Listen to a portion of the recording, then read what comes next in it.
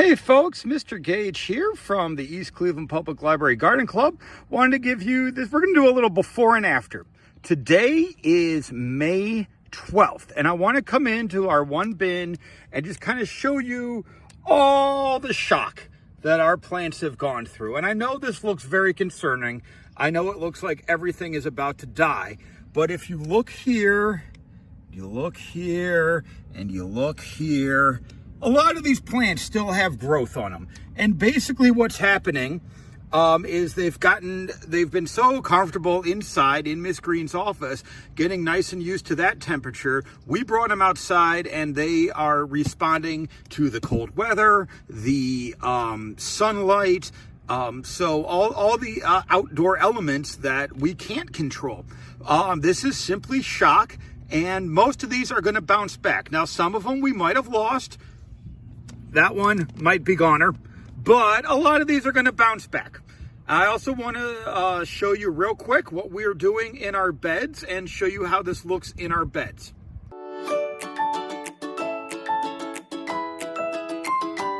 All right, folks, these are our beef steak tomatoes, and I wanted to show you. You can see, like, that leaf's probably going.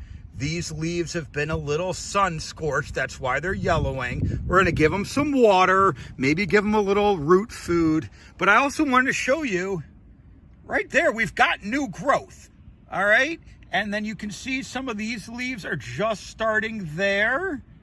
Those two leaves there, you see, are just starting. So we are getting new growth on our plants that we've transplanted outside, and you can kind of see that on the ones in the bins too.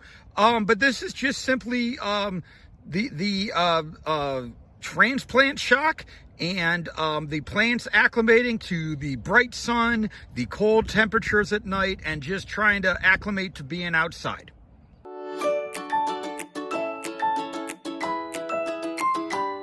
I wanted to show you, this is our weed mixture. Right now, this is mostly rainwater, a little bit of soil that's been clinging to the leaves and the weeds, and as well as mostly our weeds. A lot of dandelions in here, just kind of all ripped up. You can see we kind of just rip the leaves up, bruise them a little, and what we're going to do is put a lid on this, let it sit for about 2 to 3 weeks so all those nutrients in the leaves and the roots and everything kind of just drain into the water, soak into the water. All these leaves and stems and whatnot are going to get kind of soupy and real damp and just kind of decompose in this water, and that's going to leach all their nutrients into the water. We're then going to filter it and create a nice organic fertilizer for our plants. So what we have to do is put a lid on this. We're going to leave the lid a little cracked because this will create a lot of carbon dioxide, which might cause the lid to pop off. So we don't want that to happen. So we're going to put a lid on this, leave it a little cracked to let some air release, and hopefully in 2 to 3 weeks, we're going to have some organic fertilizer.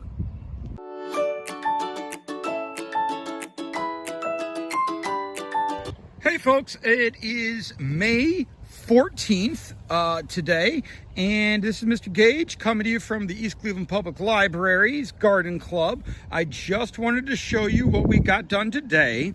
We are moving our pepper seedlings, 1, 2, 3, 4, 5, 6, 7, 8, 9 into this bed. So we're going to have 9. These are bell peppers. So we have 9 bell pepper seedlings in this bed. Hopefully, we've got them in the ground because we want those roots to get nice and warm and to acclimate to the temperatures outside. We've been leaving the covers off for these plants so that they've been acclimating to the cold temperatures and the wind. So that's why they look a little wilted and kind of shriveled. But if you see even close up there, we are already starting to get some new leaf growth on these. Tiny, tiny leaves growing right at the stem. So they're doing exactly what we need them to do, and now we're just trying to keep them warm and get them acclimated to Cleveland's temperatures. So we've moved these in, and we're going to keep you posted. So keep checking out our videos.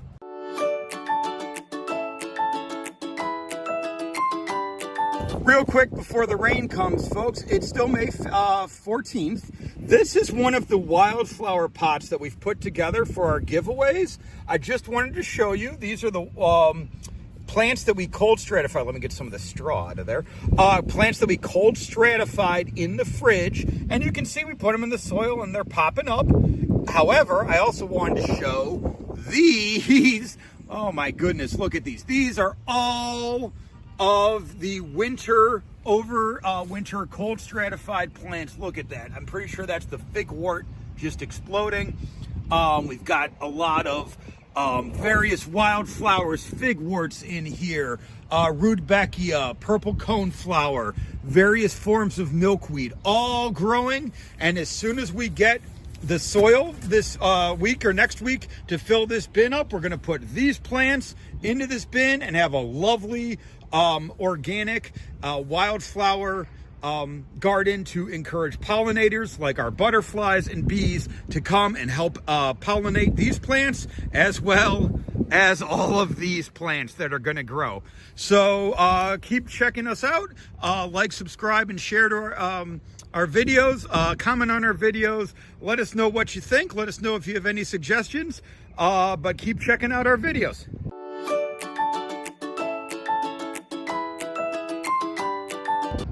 Hey folks, Mr. Gage here from the East Cleveland Public Library Garden Club. Today is May 20th. It's a little overcast. We've had a little rain, but I wanted to show you what we were able to accomplish today. We got all of our cold stratified wildflowers kind of split up and put into this raised bed. We're gonna have lots of, like back here are all of our milkweed and our butterfly weed. Then we've got like a row of all of our coneflowers and our rudbeckia. And then up front, we got like our late figwort, and over here is trailing fuzzy bean. So we got lots of our wildflowers. We've put them in a new bed. We're gonna get them acclimated, but within a couple weeks, these should perk up again after the transplant shock and start blooming or growing, and then hopefully blooming by the end of the summer.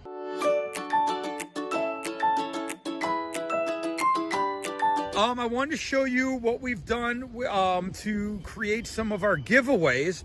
So we just took some cinder blocks, and you can see it's 3 cinder blocks there, 3 cinder blocks there, and a whole long 2x4s in between to create just a little raised trellis here.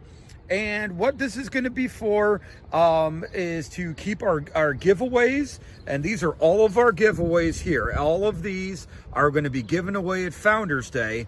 It just gets them off the ground, lets them drain a little, gets them out off the grass and out of the way of the weeds. So we'll have those to give away.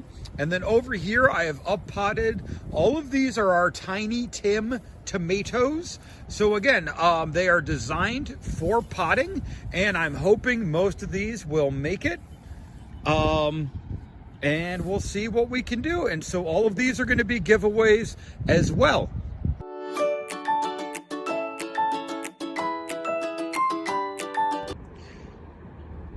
Howdy folks, Mr. Gage from the East Cleveland Public Library, still May 20th, and I just want to give you an update on our tomatoes. These are our beefsteak tomatoes. You see we got to come in and do a little weeding, but they're doing great. We got new growth on them. Some of our marigolds are still hanging in there. Come over, I want to show you. Here's some of our yellow pear tomatoes. We're going to come in, stake some of these with some larger stakes. Want to show you here, absolutely we got to get in here and weed this, but you can see that's a squash, that's a squash, that's a squash. Our squash are doing pretty good. Oops, sorry. And then that squash and that squash seem to be doing okay. So we've lost a couple of them. I'll just show you this bad boy. Okay. This one didn't make it, so we'll just, we've got a couple other ones that we still have to transplant. So hopefully this weekend we're gonna come in, we're gonna weed these beds, transplant some more plants, and then stake them and get them ready for summer.